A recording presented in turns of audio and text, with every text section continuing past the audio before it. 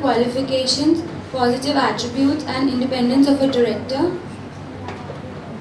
The remuneration policy and whistleblower policies are the two policies included in these requirements of the Taj. The remuneration policy is given by the remuneration committee based on the factors such as industry benchmarks. The whistleblower policy, it is an official policy by the Taj which includes which allows the employees to raise their concerns relating to fraud or malpractices. Then there is the Leela Group. The initiatives at the Leela Group are the board comprises of 14 directors, out of which 7 are independent directors, 3 are non-executive, non-independent directors, and 4 executive directors. There is one more title. The chairman is an executive promoter director in the Leela Group. The same policies is followed that the board of directors meets 6 times a year and the gap between the meetings are not more than 4 months. Then there is the audit committee which comprises of 5 directors. 4 of them are non-executive independent directors which have knowledge in different sectors. The chairperson of the audit committee is also present at the AGM, the annual general meeting. The co-chairman and the managing director and other deputy managing directors and director of finance are also present. They are the permanent invitees for the meetings. The audit committee meets 4 times in a year. Then there is shareholders and investors grievance committee. It comprises of 2 non-executive independent directors and 1 executive director. They meet twice a year. Then they have the remuneration committee which comprises of 3 non-executive independent directors and it recommends about salary, prerequisites and commissions to be paid to companies' executive directors and relatives of the director to the board. The other committees which are present are the corporate governance, under the corporate governance code are the finance committee and share transfer committee. The company does not have a formal whistleblower policy, but still it takes into cognizance the complaints and other suggestions given by the employees or others. I have also taken out the difference between the Taj Group and the Leela Group. The board of directors at the Taj Group are in number are 12, but in Leela Group there are 14. The composition of the board of directors include, in the Taj Group, their executive directors are 8, independent directors are 2. There are women directors which are 2 in number, but there are no non-independent and non-executive directors. While in Leela Group, there are 2 promoter directors, 2 executive directors, 3 non-independent, non-executive directors, and 7 independent directors. While in the Taj Group, the board of directors met 5 times a year, but in Leela Group, they have met 6 times in the previous year. In the Taj Group, the audit committee consists of only independent directors, while in the Leela Group, they consisted of 5 directors. 4 of them were non-executive independent directors. The shareholders investor committee, there were difference in the composition of the directors. Function of this committee was also different for both the groups. In the Taj Group, only the status of the members, the debenture holders were discussed, while in the Leela Group, this committee examined, redresses the complaints and grievances of the shareholder of the company. The remuneration committee also differed in the composition of the directors. In the whistleblower policy, when the whistleblower policy is considered in the Taj Group, there is a formal whistleblower policy. While in Leela, there is no formal, but still they take into concern all the complaints and redressals. There are different committee setups for both the hotels, and the code of conduct followed in both the hotels also differs. For example, for Taj, there is UN Global Compact and Tata Business Excellence model, while in the Leela Group, there is Atithi Devo Bhava code and Leela's code of conduct. The conclusion which I have taken out is that both of the companies follow SEBI rules and regulations, but the representation of the directors are different in both the hotels and companies, and there is a difference in the whistleblower policy of both the companies. Thank you.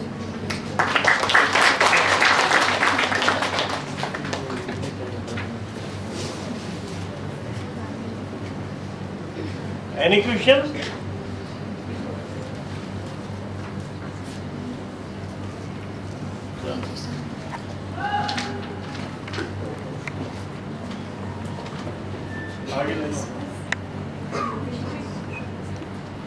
Thank you, Shravasti. Now the second speaker shall be Anamika Verma.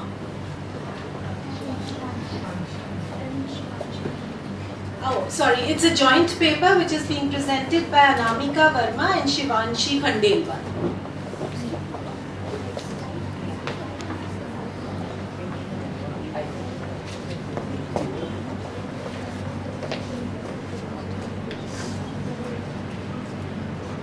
Namaskar, I am Anamika Verma. Namaskar, I am Shivanshi Khandelwal and we are here to present our presentation on corporate governance, historical perspectives and emerging scenario. First, we'd like to introduce introduction about corporate governance. Corporate governance is the set of rules and process by which a company is controlled and directed.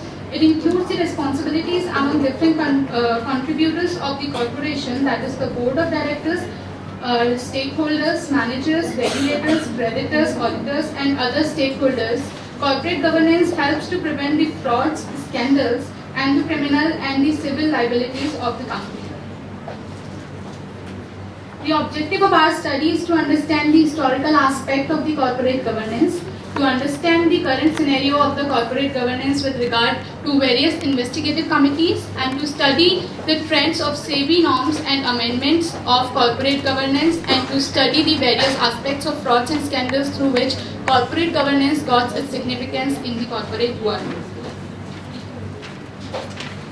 History of the corporate governance is that in the past there had been corporate governance is not a new concept, and it has its origin in since 19th century, but corporate governance got its significance as the shareholders have become more business savvy, capital market have become less forgiving, as the board of directors needs to be more acute and aware, that is more formal and transparent. In the past, there had been some major frauds and scandals of the high-profile companies that led to the security of corporate governance. Following are the examples of some major frauds. We have just mentioned some of them. First, we'd like to mention about WorldCom. And WorldCom, the US second largest long-distance phone company, WorldCom filed for Chapter 11 in 2002. However, an internal audit report showed that the company has been using fraudulent accounting methods to hide its declining financial condition. The company's assets were inflated by around $11 billion with $3.8 billion in fraudulent accounts, whereas the company was purchased by Verizon Communication and was renamed by Verizon Business Division. This scandal has actually had a positive effect as the new act was approved by the Senate to introduce the most sweeping new business regulations since 1930s. The next, another fraud is about the Volkswagen. We have discussed about the Volkswagen fraud, but this is the another one. Volkswagen came again in the headlines because of its personnel manager who procured prostitutes for the firm's labor representative under the guise that it was in the interest of the company. Now another frauds we like to mention is Enron Corp. Enron Corp was the IT company at the turn of the century as it oozed with wealth, smarts and power. However, this Houston-based energy company toppled into a spectacular bankruptcy due to planned accounting fraud made by its accounting firms, Arthur Andersen. Enron shares, due to this, Enron shares dropped from $19 to $0.5, which spelled disaster in the financial world, where thousands of employees and investors saw their savings vanish with the company as it filed for an earning restatement in October 2001.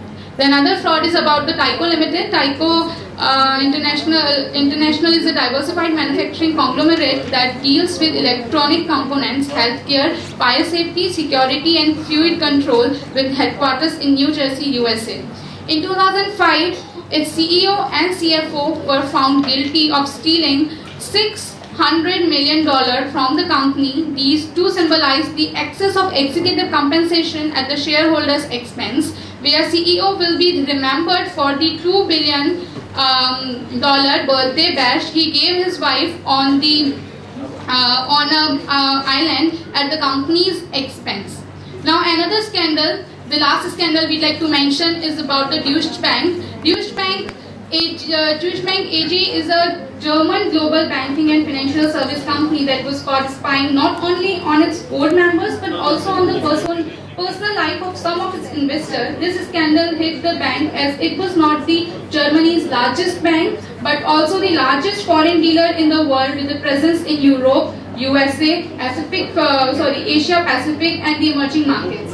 In 2006, the bank succumbed to paranoia when it hired an external detective agency to snoop on contacts between board members and the Munich-based media magnate, and whom they have litigated with. Due to this scandal, the Germany government vowed to have new privacy protection law for the workers. Investigative committees. Due to these previous major frauds, the investigative committees for corporate governance came into existence. These investigative committees are responsible for the norms imposed by the company law. Here we have mentioned few committees. Cadbury, which established in 1992. The Financial Reporting Council, the London Stock Exchange. It aimed to improve information to shareholders, reinforce self-regulation and strengthen auditor independence. Produce the Cadbury Code for best practice. Greenbury, which established in 1995 in UK, aimed to provide an answer to the general concerns about the accountability and level of directors' pay. Produce the Greenbury Code of best practice, which was divided into 4 sections, thus Remuneration Committee, Disclosure, Remuneration Policy, Service Contracts and Compensation. Hample, which established in 1998 in England, developed the Cadbury Report, produced the combined code of Cadbury and Greenbury. CII, which is established in 1996, this initiative flowed regarding the protection of investors, the promotion of transparency with business and industry.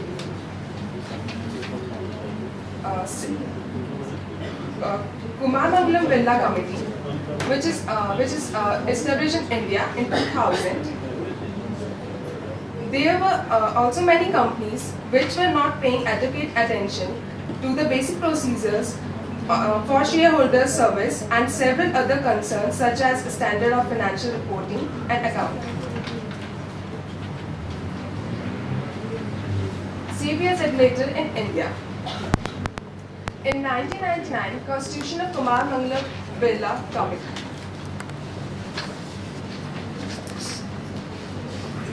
Which I have mentioned in the previous slide.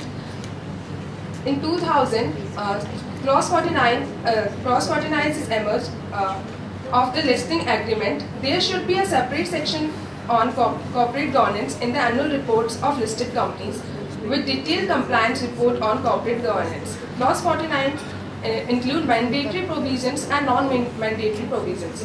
Mandatory provisions include audit committee, its composition and role, the provision relating to subsidiary companies, CEO certification, quarterly reports on corporate governance, and annual compliance certificate. Now, Narayan Murthy Committee. Narayan Murthy Committee recommended board composition and disclosures, relation between independent directors, time gap between the registration, removal of an independent director, and the appointment of another in his place. Anti-norms for independent directors in terms of age, qualifications, and experience. Nominee directors as independent directors. Now in 2012, the committee, ADI Godrej Committee gave some recommendation due to which SEBI gave some norms, and the recommendation given by the ADI Godrej Committee is that are recognized rights of stakeholders in corporate governance, diversity of thought, experience, knowledge, understanding, perspective, gender and age involved, and lead independent director, direct conversation between the independent directors, incentive based on remuneration based on long-term interest of the company, and operational transparency to stakeholders. On the basis of these recommendations, SEBI has submitted its proposal divided into 31 headings, and we have mentioned some of the headings over here. Not mentioned, but I'm just mentioning some of the headings over here. That appointment of independent directors by minority shareholders. SEBI proposed at least one independent director appointed by the small shareholders, and formal letter of appointment. This is in line with provisions of the Companies Bill 2012. And certification course and training for independent directors. SEBI proposes training by National Institute of Security Markets for independent directors in the listed companies. Mandate minimum and maximum age for the independent directors. And risk management. It is a proposal to compulsory monitoring and review of risk management system by Audit and Risk Management Committee. SEBI also suggests Chief Risk Officer or Risk Manager for a particular class of companies, and making the Remuneration Committee a mandatory one and expanding its scope. And there are some more, but we have just mentioned few of the recommendations. The enactment of Revised Companies Act of 2013. This amendment was about the CSR, in which there have been some new amendments in Companies Act 2013, in which Section 135 requires companies to spend 2% of their net profit on socially responsible projects if they have a net worth of over rupees 500 crores or turnover of rupees 1000 crores or a net profit over rupees 5 crores. New corporate governance norms by SEBI, which are in three categories. First is Board of Directors and its committees, independent directors, and other governance aspects. The findings of our paper. Shareholders become aware of their investments and become more business savvy and want transparency in business. After many frauds and scandals, various committees like Cadbury, Bakery, Hample were formed to ensure safety of shareholders and stakeholders. Various Indian committees like Kumar Mangalam Birla, Narayan Murthy Committee were established and recommended various important aspects of the corporate governance. Now we would like to conclude our topic, and we have discussed few of the topics as it has a very broad scope. This topic has very broad scope, so here we'd like to conclude that in this study we have realized that the corporate governance is an emerging concept, and it is quite essential to understand by investors and business delegates to avoid the frauds and scandals and to maintain the crime-free environment inside and outside the organization. Corporate governance is one of the necessary tools for the corporate world, and it is important to understand by the medium and small industries, as it does not help only to prevent organization from the frauds and scandals, but also helps in the organization in CSR, corporate social responsibility. Thank you. In case of collaboration, creativity, collaboration by Anamika and Shivanshi. Nice presentation. Thank you very much. Their message was that regulation is necessary, and not only for preventing crimes but for the social responsibility also. That was the message given by them. Now I invite Bhavna Karamchandani, a student of IIS University, for a presentation.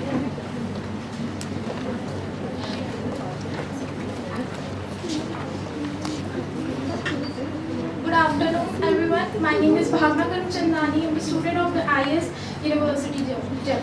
My topic is corporate structure decision and corporate governance. Corporate governance practices likely be affected by the interest of stakeholders. They should always make decisions for the stakeholders of company. He or she must take such decision which ultimately prove gainful from the point of view of stakeholders. To fulfill the objective does not involve the manipulative activities. The objective of maximizing the wealth of stakeholders which automatically fulfill many other objectives, as they get share from the residual income only that is they are given dividend only after claims of suppliers, employers, lenders, creditors, and any other legitimate claimant. This states that takes such decisions which fulfill many other objectives, which fulfill the organizational objectives with profit maximization, wealth maximization, financial commitment, and claimant certification. Apart from the shareholders, the other parties is also affected with the decisions, that is like customers, lenders. Hence, the shareholder welfare is involving the other objectives and the help to achieve the corporate objectives. Thank you. Thank you. Now I request Shivani Rutla, student of IIS University, to speak on corporate governance practices.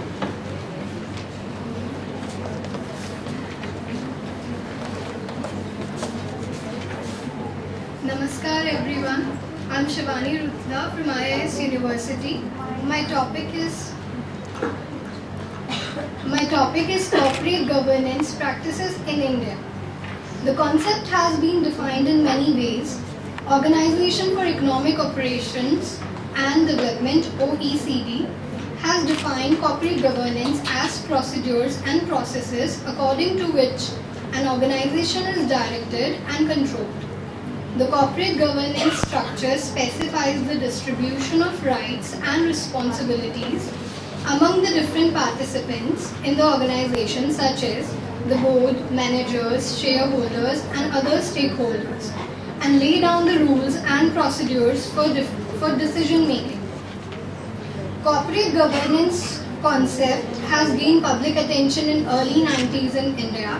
First special initiative on corporate governance was taken by Confederation of Indian Industry (CII) in 1996. By introducing voluntary corporate governance code, the objective was to develop and promote a code of corporate governance to be adopted and followed by Indian companies. CII come up with the recommendations to be followed by the Indian industry. On 29th October 2004, SEBI finally announced revised clause 49. The revised clause 49 on corporate governance made major changes in the definition of independent directors, strengthening the responsibilities of the audit committees, improving quality of financial disclosure, including those relating to related party transactions and proceed from public rights, preferential issues, requiring board to adopt formal code of conduct, requiring CEO, CFO, certification of financial statements, and for improving the disclosure to the shareholder. Certain non-mandatory clauses like whistleblower policy and training of board members have also been included. Thank you. We will talk about whistleblowers. You know who are the whistleblowers? Who are the whistleblowers? Those, yeah?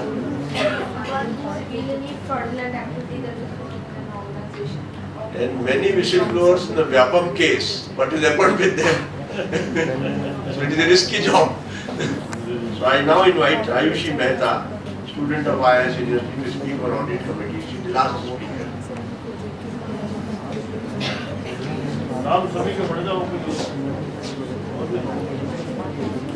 If there is anybody, they are invited. If anybody is left, they are invited.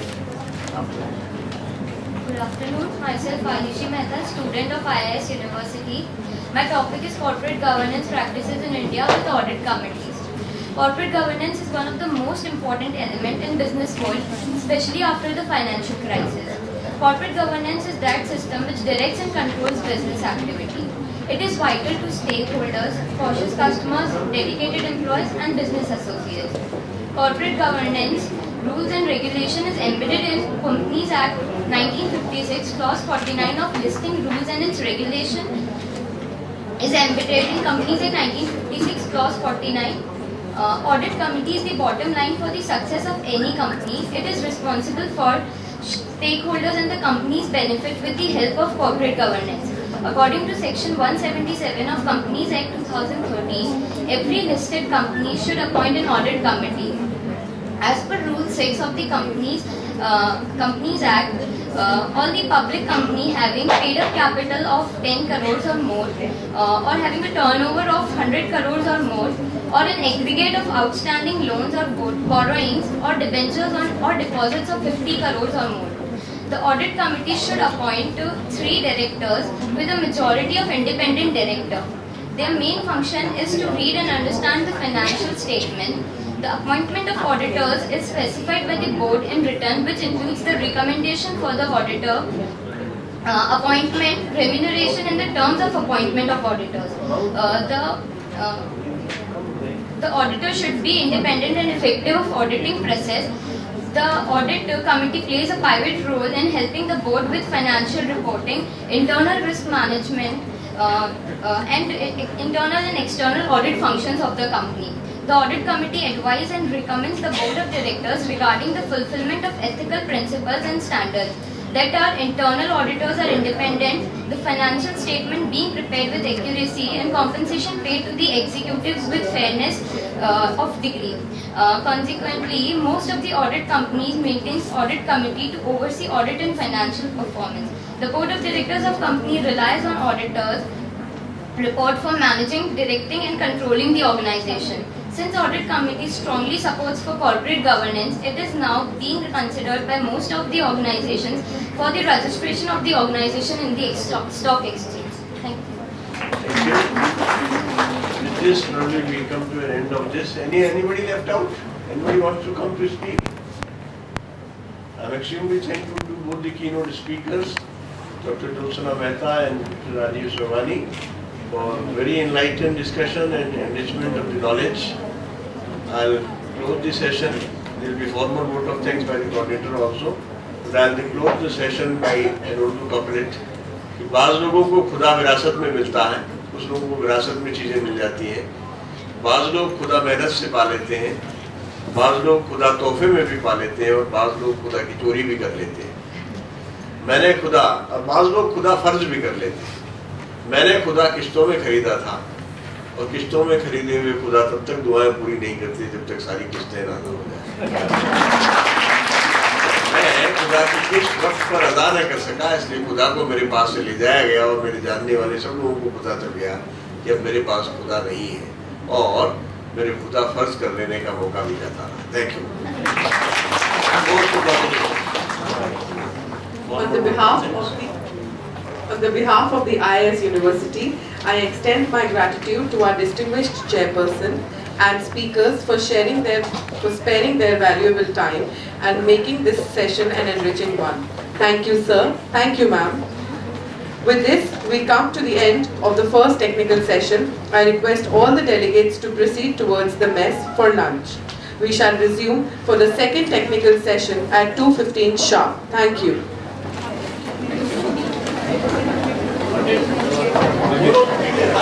Attendance will be taken. Sir, stop the book. Spread to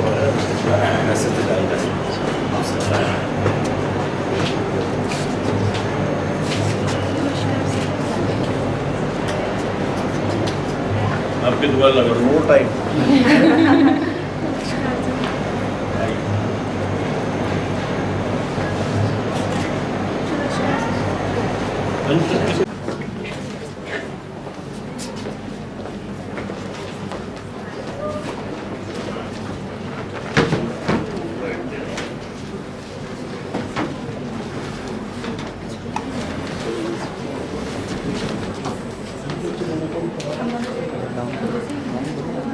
I request Dr. Meenakshi Sharma, convener of the conference, to accord our guests with flowers and a token of our remembrance.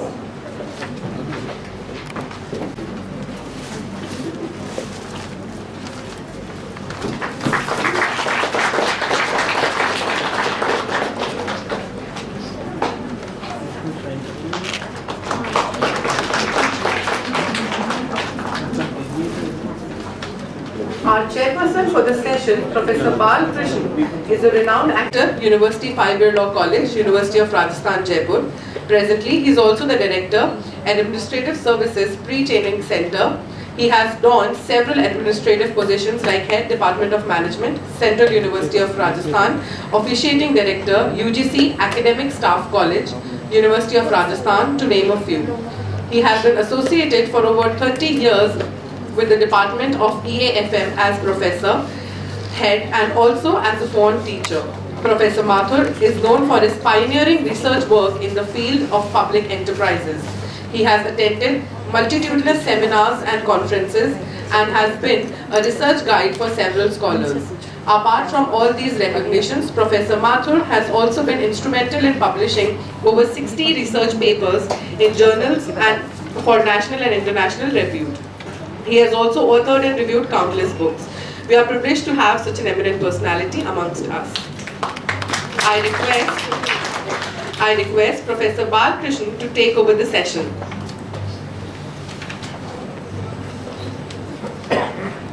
I welcome all of you in the second technical session on corporate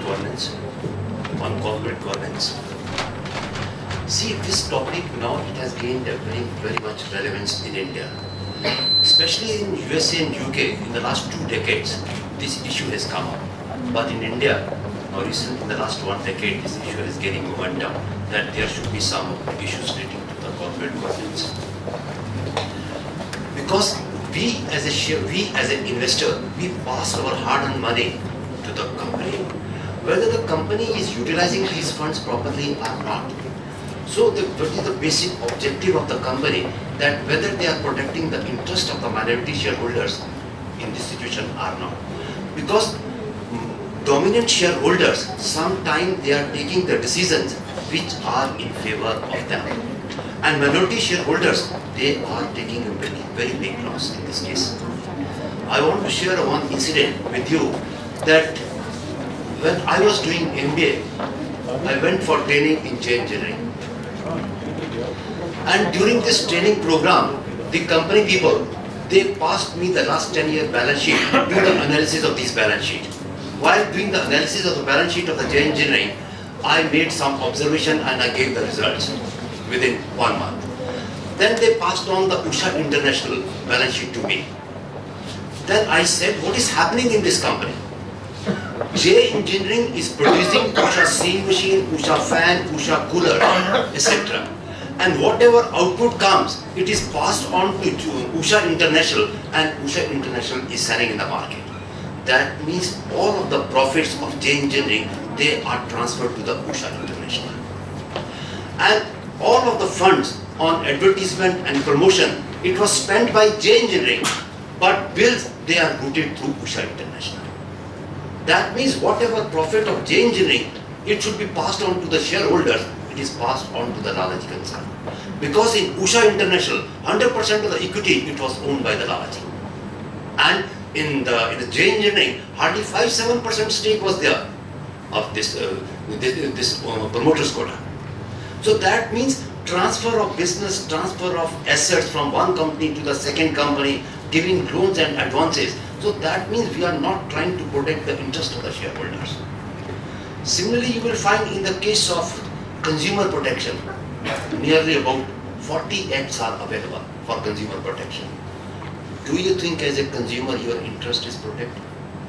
By passing law and law, say Articles of Association, Memorandum of Association is there, then is the Companies Act 2013 gives you wide powers, and SEBI's Clause 49 gives a very elaborate articles in that case. Still, these frauds, they are coming up. Why they are coming up?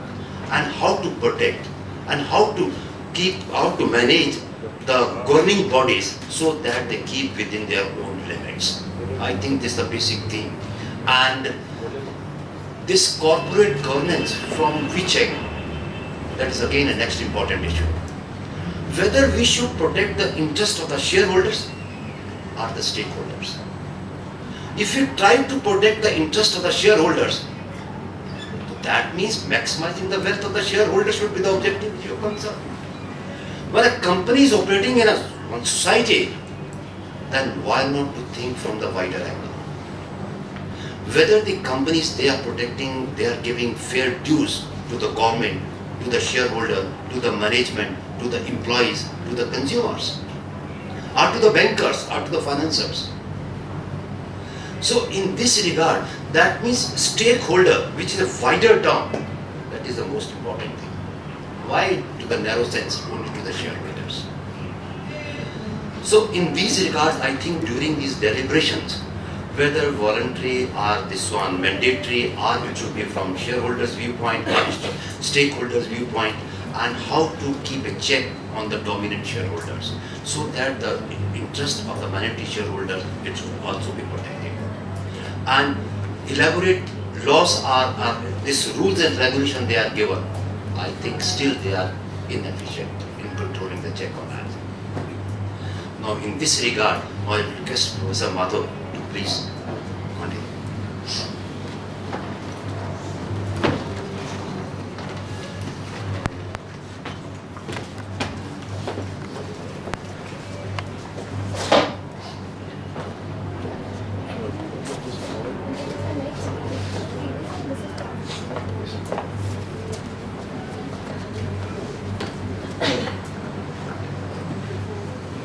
Good afternoon, everybody. Chairman Sir, Mr. Balkrishna, Coordinator, Dean Sir, Professor M.K. Sharma, Mr. Patra, and friends. Since morning we are talking about corporate governance. I would say corporate governance की हालत किसी तवायफ सी है. Corporate governance की हालत किसी तवायफ सी है. तलबगार बहुत है, तरफदार कोई नहीं. तलबगार बहुत है, तरफदार कोई नहीं. Friends, why are we talking about new paradigms in corporate governance? We already had company law. Why we have amended in 2013? Why we are talking about new amendments? Why we are talking about new paradigms? What is the necessity? The necessity is that our economies are becoming market-centric. Earlier they were state-centric, now they are market-centric, and market has started distorting. There are vyapams, there are distortions, more privatization, more scandals. Then globalization is another reason that we are talking about new paradigms. That after WTO, we need standards, international standards to comply with. Geography has taught us that the world is round, but now the world is no more round, it has become flat. The world is no more round, it has become flat after globalization. And Narayan Murthy says, globalization is sourcing the capital where from it is cheapest. If you don't have the capital, FIIs will come, foreign institutional investors will come and will give you capital. Sourcing the capital where from it is cheapest, producing the goods where the labor is cheaper, and selling the goods where the markets are. So in this wider spectrum, we have to think about the new paradigms. That why the world has become flat? There are 10 important flatness which have made this world flat. The new age creativity, the new age connectivity, workflow softwares, outsourcing, insourcing, offshoring, supply chain management, downloading, uploading, digital steroids. These are the flatteners which have made this world flat, and that is why new paradigms are being taught. That is why the international standards are being taught. Now regarding corporate governance practices in India, in the morning also we have talked about OECD. It has defined corporate governance as procedures and processes according to which an organization is directed and it is controlled. Or the Cadbury Committee 1992 defines corporate governance as system by which companies are directed and controlled. The importance of corporate governance we have already talked about in the morning, that it improves strategic thinking, it rationalizes the management and monitoring of risk, it limits the liability of top management, it assures the integrity of financial reports, it has long-term reputational effect among the stakeholders. Professor Balkrishna was talking about the stakeholders.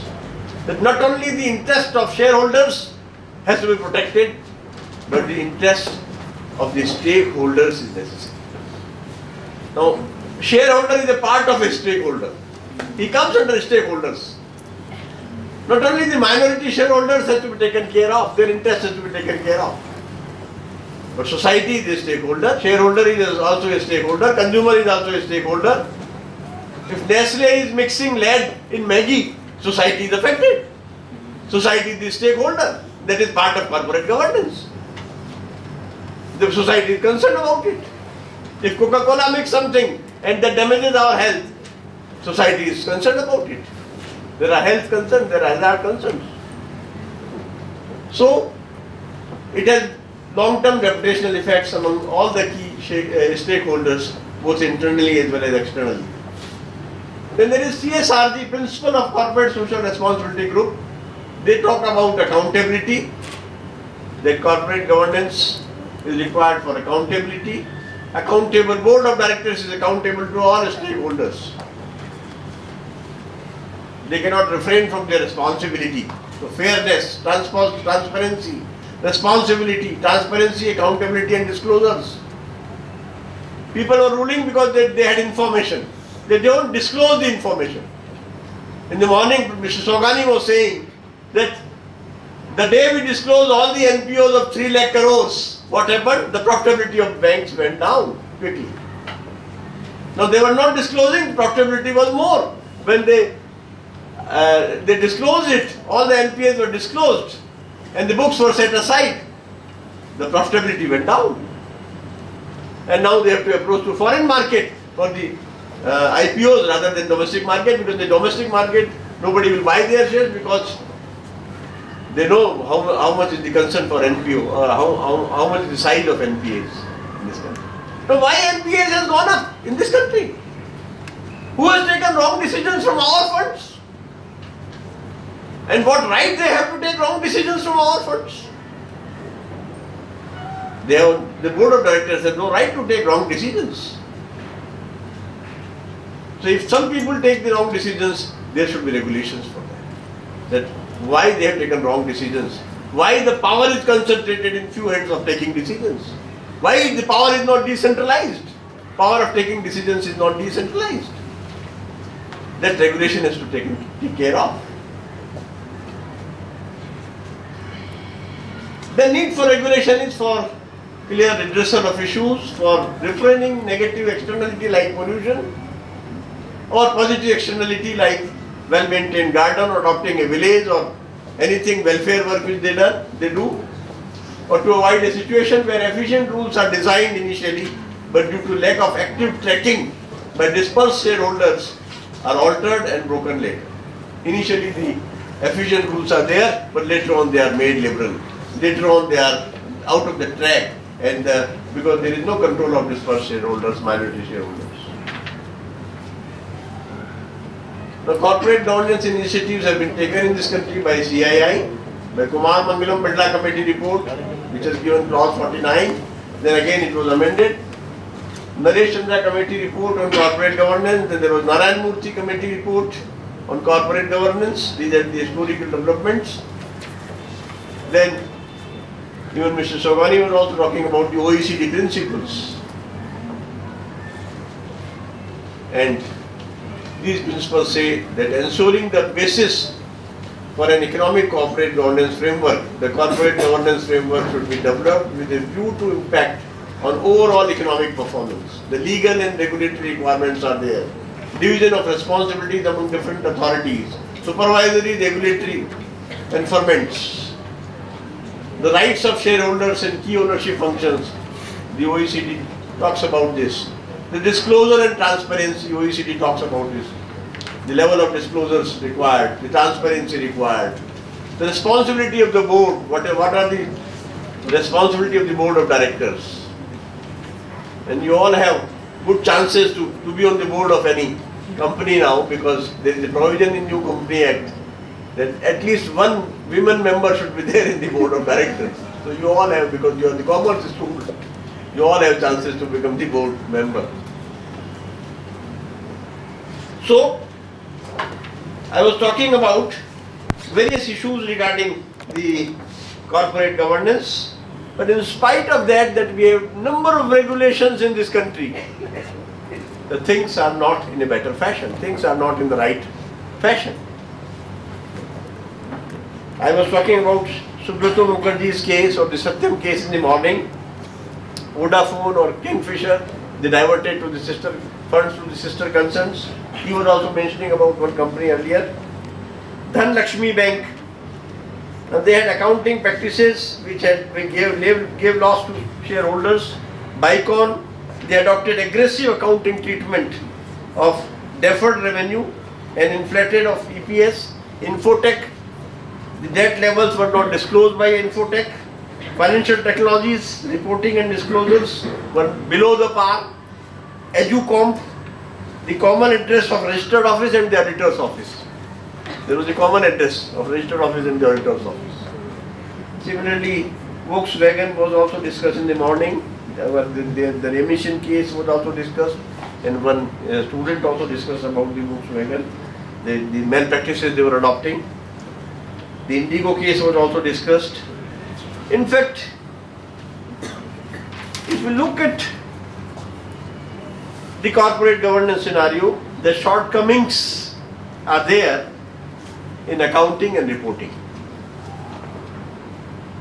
What we actually find is that there are shortcomings in accounting and reporting. Sometimes aggressive accounting is there, sometimes creative accounting is there. We have the Satyam used creative accounting. Then auditors' failure also, they don't question the accounts. The questionable ethics is another issue. Then behavior of the top level, behavior of the board of governors, that if the RBI nominee is there, he doesn't question the things. If the SEBI nominee is there, he doesn't question the things. Why the wrong decisions are taking place if the nominees are there? Nominees of the government are also there. What are they doing then? Aggressive earning management, weak internal control. Internal control is very weak. Risk management is not proper because shareholder is affected by this. His money goes waste. Then what companies do with the shareholders' funds? Concentration of decision making in few hands. So friends, what is required is best practices should be adopted. And in the morning the decision making which came out, the conclusion came out is best practices for best governance. Unless, because the regulations are not mainly because you have to catch the thief. Regulations are not there that the failure of companies are there, but regulation has to be complied with only why? Because you want to perform in a better fashion. If I work in a university, the governance of the university should be such that all stakeholders are benefited. There was mention about some university in the morning that the degrees were sold. Now is it the kind of corporate governance? That why the degrees are being sold? Who will question this? And twice the person was arrested for selling the degrees. So who will question them? The regulatory agencies are required, because when there is a choice between market-centric and state-centric growth, and if the market is distorting, if market is failing the things, if market is not performing well, we cannot wait for the correction of the market. We cannot wait for the correction of the market. Regulating agencies have to come forward. Regulations has to come forward. Because I cannot wait for correction. Keynes says, in the long run we all are dead. If market corrects in 10 years, I'll die. I cannot wait for correction of the market. So then who will save me? It is the regulatory agencies which should be very strong. They should not only have the wisdom tooth, they should have the biting teeth also. That whosoever is distorting the market, they should bite. They must have the biting teeth. And corporate governance provides the biting teeth so that distortions of the market can be corrected. Thank you very much.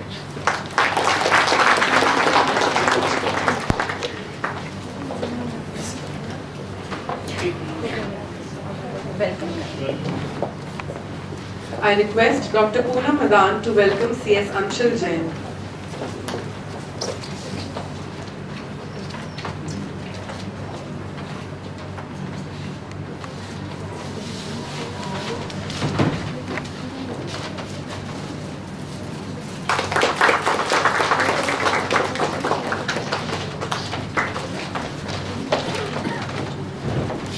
Our second speaker, CS Anshul Jain, is the owner and director at Golden Divine Creations Private Limited, Jaipur.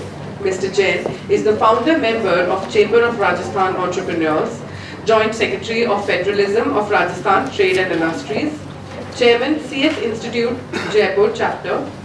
Mr. Jain is invited as the keynote speaker at several colleges. Sir, we are glad to have you here with us. I request you to kindly address the gathering.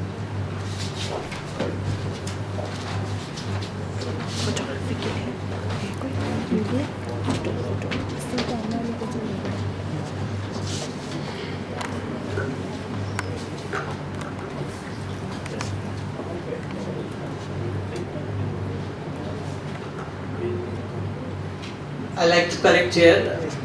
I'm the past chairman of CS Institute. But yes, we all are connected with the past. That's how our present and future is made basically because of past. I like to congratulate the entire staff and the college team for organizing such a beautiful program of corporate governance. And I'll also like to greet the dignitaries on the dais and off the dais. Now that's what actually happens in business also.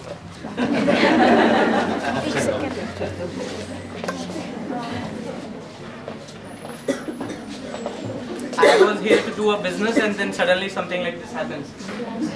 So I guess all of us has faced this problem in life. Do we agree with this statement? Yeah. Finally, yes. Who all are here who are doing CS or a CA course? We are all BBAs. All BBAs? Majority MBA BBAs. Correct. Some BComs. Future MBAs, right? Yeah. So I think you are the people who know how to sell things better than what a chartered accountant or a company secretary knows.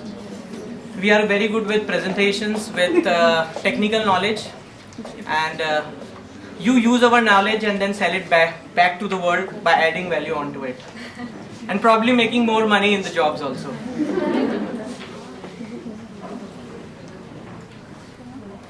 When I arrived here, I was not knowing that probably I'll have to face this audience where I cannot see the eyes also.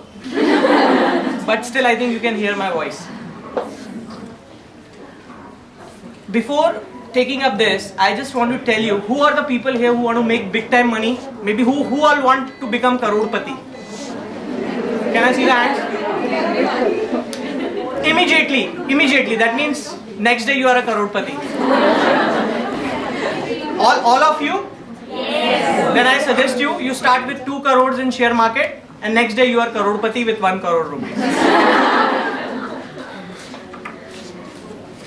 I'll not suggest you that because probably we are talking about corporate governance, ethics, values, transparency in the system.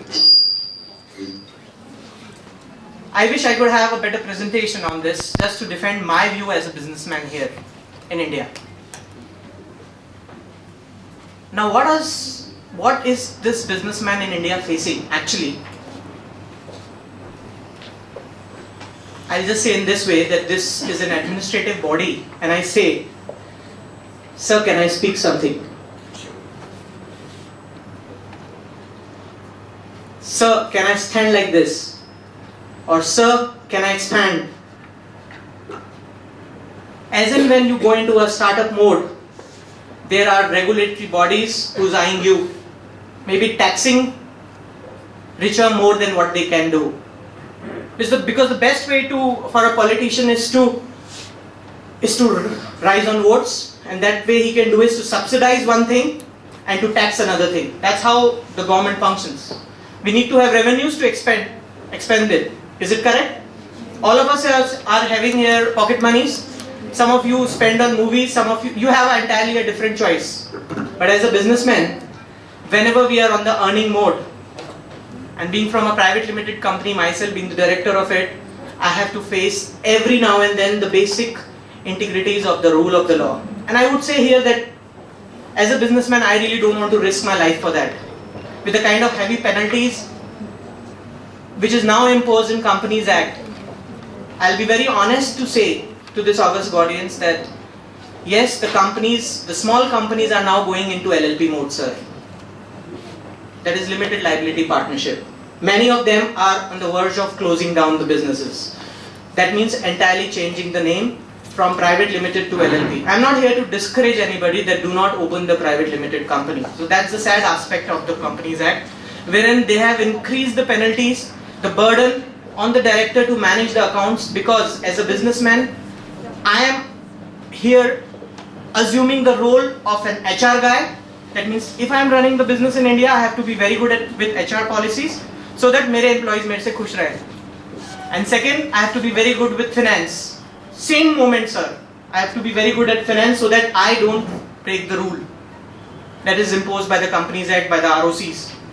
And third, most important, if I am able to manage this, I have to manage the finance part. Who's the one who's going to give me money and who's the one who's going to take money from me. And that means I have to be jack of all to run a small business here in India. One man, maybe the management is doing the part, but still I can see there is a heavy burden and social responsibility of that one business owner who's really trying to become big in the life, and then suddenly he sees a chain who's pulling him or her back. This chain can be in any way. You can impose any law which is basically meant for the good of the country. But I must feel that yes, if we want to face China in the long run, because I've been traveling to China regularly, and I must tell you, each one of us here should visit that country once in life. For the simple reason is that they believe in production and they believe in selling. Now many of us will counterpart that China's economy is also going down. Yuan in these days has been decreased a lot, but still the kind of friendly environment which the government gives through their rules and regulations, we are not seeing this. I had written a small piece of probably write-up which says that what is the impact of Companies Act. Of course you can make one-man company now. Initially there were 2 directors, now you can have one-man company, which I think sir has already shared the technical part. Now the dormant companies can be winded up very easily. That means if I have given a birth to a baby, because the company is a separate legal entity, I can finish it off easily also with the government rules nowadays. Of course, corporate social responsibility is also a big thing which has come up, which says you have to invest 2% on selected company criteria, wherein it will add on to the benefit of the society. Of course, there are penal provisions, penalty provisions for non-compliance. The worst is, probably I would say, the kind of rules and regulations it is, that a company cannot give loan to another company, sir. Now that means if I am owning a company, and if my wife is the shareholder of the company and I am the shareholder of the company, and I want to open up another company, maybe in some different state, having a different registrar, if my wife and I share the same shareholding pattern, company A cannot give loan to company B. That means because they see that there is the regulatory body sees that every businessman is trying to save on taxes. That's how Companies Act is made. That's how Sales Tax Act or whatever act. That means the burden of proof is on the businessman that, sir, I am legitimately earning my money and my profits and I really want to pay taxes, but it is not that every time, like a doctor, before going to an operation or before going to my showroom every day or factory every day, I got to read all the provisions, because I have been taken care by my chartered accountancy firm or any advocates that guide us, sir. Now, as far as the students are concerned, I'll be very honest.